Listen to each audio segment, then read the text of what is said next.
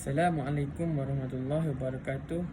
Saya Muhammad Azliman Azrai bin Umran, nombor matrik 058601. Faktor kegemilangan Bani Umayyah.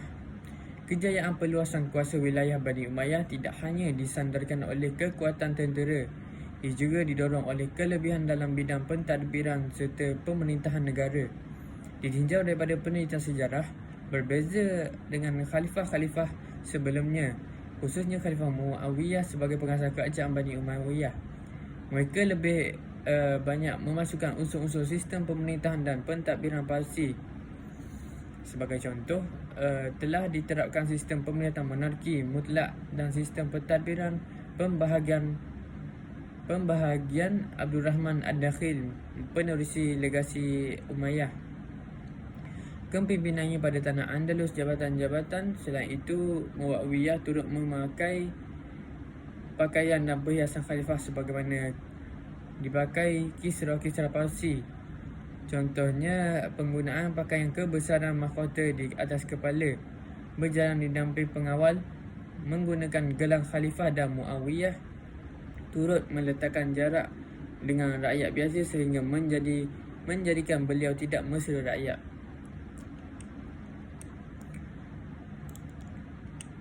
Begitu juga dengan Amir Abdul Rahman Ad-Dakhil yang mewarisi sifat kepimpinan daripada keturunannya Bani Umayyah.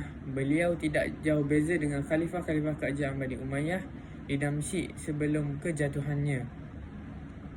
Namun, apa yang membezakan Abdul Rahman Ad-Dakhil dengan khalifah-khalifah lain adalah sifatnya yang lemah lembut, tidak gopoh dalam membuat keputusan, tidak berlebih-lebihan dalam perhiasan, dan apa yang penting adalah sikap beliau yang mesra rakyat. Amir Abdul Rahman sangat aktif menjelajah setiap kota sekitar Andalus bagi memastikan setiap masyarakat yang beragama Islam. Namun masyarakat bukan Islam turut menyenangi sifat dan tingkah laku Abdul Rahman Ad-Dakhil sebagai pemerintah yang adil.